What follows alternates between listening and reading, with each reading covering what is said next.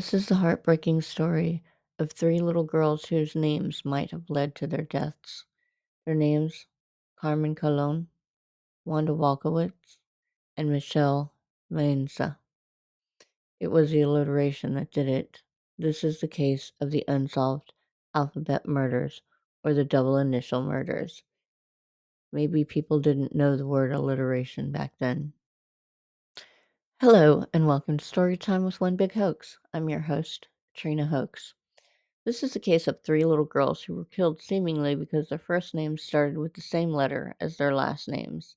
These murders remain unsolved, which will alarm you when you hear some of the details. So let's go ahead and begin after a quick disclaimer. This is a story that is difficult to tell and may be difficult to hear. The brutality is breathtaking in the worst possible way. If this type of content bothers you, please leave the video now. For those of you who have chosen to stay, let's go on together now. These three murders happened between 1971 and 1973. All three of the girls were 10 or 11 years old, and after they were abused and murdered, they were discarded like trash in a village or town near Rochester that had the same first initial of each respective girl's name. Carmen Colon was a 10-year-old girl who walked to the pharmacy one day to pick up a prescription for her grandmother. She went into the pharmacy only to learn that her grandmother's prescription was not ready. She said reportedly to the pharmacist, "I got to go, I got to go," after which she headed outside. When she made it outside, she was seen entering a car that was parked nearby. That was at 4:20 p.m. She was reported missing at 7:50 p.m. to the Rochester Police Department. Alarmingly, about 50 minutes after Carmen left the pharmacy, she was seen by motorists who were driving down Interstate 490. Carmen was running down the road naked from the waist down, away from a dark-colored Ford Pinto hatchback that was going in reverse down the road after her. That poor little girl was waving her arms and shouting frantically to try to get someone to stop. Anyone. No one stopped. At least one person said they saw her being submissively led back to the car. No one stopped. Let that sink in. 2 days later, two teenage boys found Carmen's partially nude body in a gully not far from the interstate. It was close to the village of Churchill. That was approximately 12 miles away from where Carmen was last seen alive. Her coat was found about 300 feet from her body in a nearby culvert. Her pants were found on November 30th, close to the service road, near where so many motorists saw her trying to escape. Can you imagine how alone, scared, and betrayed she felt? It's heartbreaking and disgusting. The coroner's report stated that in addition to having been raped, she had a fractured skull and one fractured vertebrae, which were both done prior to her being manually strangled to death. To add insult to injury, she was covered in scratch marks caused by fingernails. What garnered more public outrage? What was done to Carmen, or the fact that no one stopped to help her?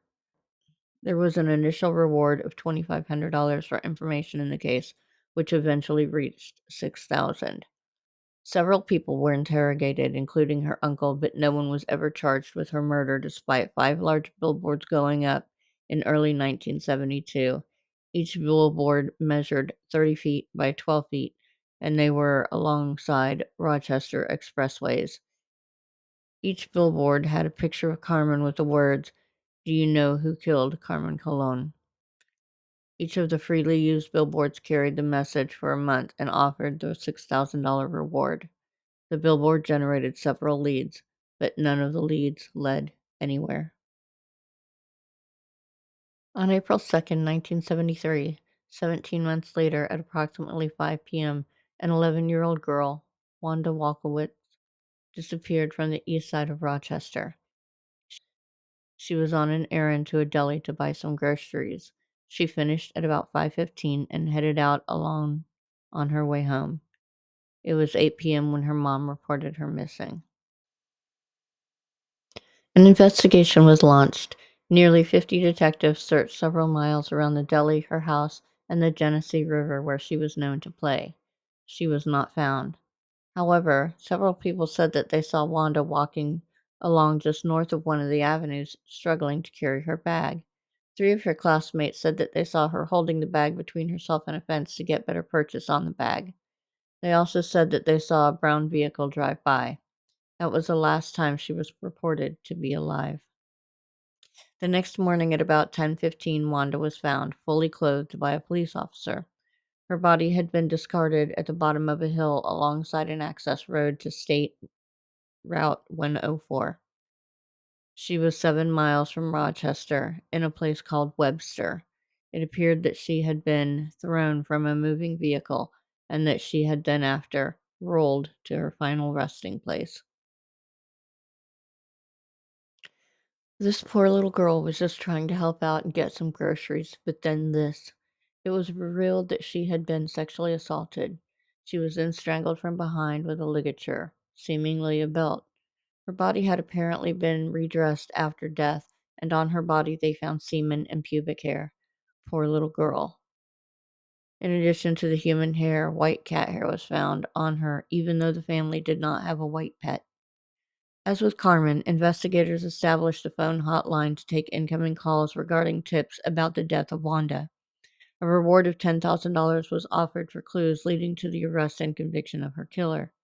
At least one promising tip came from the calls that police received. An eyewitness said that as Wanda was walking home, he had observed the girl standing on the passenger side of a large brown car talking to the driver. This sighting was less than a quarter of a mile from Wanda's home. Another tipster relayed to investigators that she saw a man driving a light-colored Dodge Dart who was forcing a little red-headed girl who fit Wanda's description into the described car between 5:30 and 6 o'clock on the night she disappeared. Just think what that poor little girl was thinking as events unfolded. And why didn't people act faster? Police at this point discounted any suggestions that the two girls' murders were connected. However, there was an officer who was working on the largely inactive case of Carmen who was reassigned to Wanda's case. In September of 1973, a local TV station with the call letters of WOKR said that they were going to broadcast a reconstruction of what happened in Wanda's case. It aired in October on the 21st. Unfortunately, there were no promising leads, though investigators received over 200 calls. About 7.5 months after Wanda went missing, another young girl would go missing. It was November 26, 1973, when 11-year-old Michelle Maenza was reported missing by her mother. She had not made it home from school. Police investigation yielded information suggesting that Michelle was last seen by classmates walking alone at around 3:20 p.m. She was supposedly on her way to a nearby shopping center. Apparently, Michelle's mother had accidentally left a purse there earlier, and Michelle was set the task of retrieving it. A witness said that 10 minutes after that, Michelle was seen in a passenger seat of a beige or tan car that was traveling very fast on a nearby street. Michelle was reportedly crying. That poor girl. Just think of her fear and confusion. Further, a motorist said that there was a man with a beige or tan vehicle who had a flat tire. He was traveling on Route 350. He said that the driver was holding tightly onto the wrist of a girl who he thought was Michelle. When he stopped and offered assistance to the driver, Michelle was grabbed and pushed behind his back, and based on the way he was standing, it appeared that his license plate was being hidden intentionally. Additionally, he said that based on the way the driver was looking at him, he just drove away. Michelle must have had a moment of hope and then saw it fly away in a moment. 2 days later, November 28, 1973, at 10:30 a.m., Michelle's fully clothed body was found lying in a ditch face down along a rural road. It just happened to be in an area called Macedon, which was approximately 15 miles from Rochester. The coroner's report stated that Michelle had been raped. Additionally, she was covered in indications of blunt force trauma. She too was strangled from behind by a ligature thought to be a thin rope. Like Wanda, strands of white cat fur were found on her clothes. Traces of semen were found on her body and underwear. Additionally, there was a partial palm print on her neck. Certain food items were found in Michelle's stomach, adding to the belief of reports that stated that she had been seen in the company of a Caucasian man with dark hair at a fast food restaurant at 4:30 on the afternoon of her disappearance. A composite sketch was drawn, and it is very detailed. The three little girls were each laid to rest in Rochester. Carmen's funeral took place on November 22nd, 1971. Reportedly, 200 people attended her mass. Wanda's funeral was on April 6, 1973. She was reportedly buried in a little white and gold coffin. Michelle's funeral was held on December 1st, 1973. She had an open casket funeral. There were many mourners in attendance. Michelle's father said, "She was a sweet little girl. She didn't fight much." How can I even stand that? It was said that investigators spoke to more than 800 potential suspects in the three cases, yet no one was ever caught. The public at large believed that the three murders were connected, and they were outraged that not only did police not find a killer, but that the public who witnessed the girls in distress did nothing to help them. I get their outrage. It's disgustingly heartbreaking. There are many investigators who do not believe the theory of the girls being chosen based on their initials, and many who believe that Carmen's death was separate from the death of Wanda and Michelle. Although no one has been charged with these three murders, there are suspects as follows. Miguel Colon, Carmen's paternal uncle, had formed a relationship with her mom following the separation of Carmen's parents.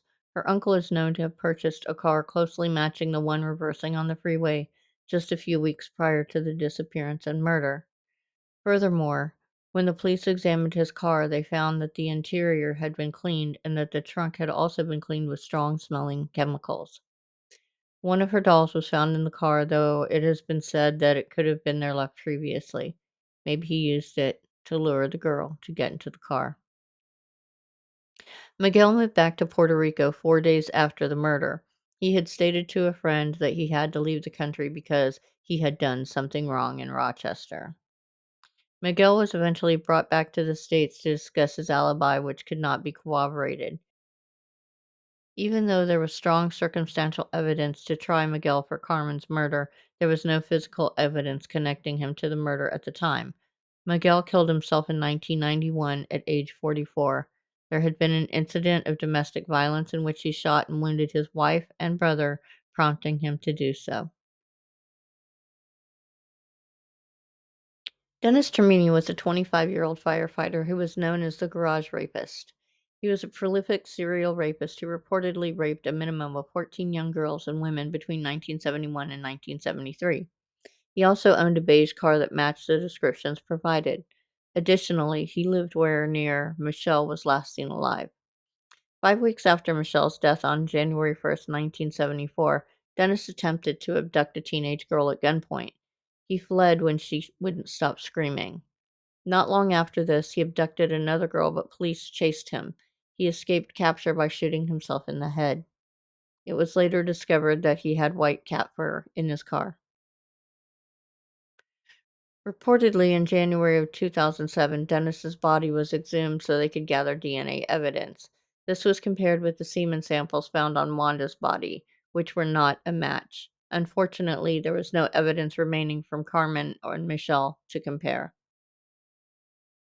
Another suspect was Kenneth Bianchi, who is a known serial killer, who was working as an ice cream vendor in 1971 through 1973. He reportedly worked near two of the murder scenes. He relocated to Los Angeles in January of 1976. There, he and his cousin committed the Hillside Strangler murders between 1977 and 1978. They committed the murders of 10 young girls and young women between the ages of 12 and 28. Although Kenneth denies any involvement in the murders of the three little girls, he was known to have had a car that matched the descriptions given at the time of the murders. In April of 2011, a 77-year-old man named Joseph Naso was arrested for murdering four women in California. The murders were committed between 1977 and 1994. The women were believed to be prostitutes and do not match the young girls in question. However, interestingly to some, each woman had a first name with a letter that matched the first letter of her last name. In addition, Joseph was known to have lived in Rochester in the early 1970s. He was a native of New York. NASA's DNA samples did not match the samples found on Wanda. This is one of those stories that just rips at your heart. Um, there are so many what ifs in this one, too many to even list, and just too sickening to think about. But I do want to thank you for joining me for this episode of Storytime with One Big Hoax. I hope you'll join me for another episode soon. Until then, I wish you infinite hugs and kisses. Thanks again. Bye bye.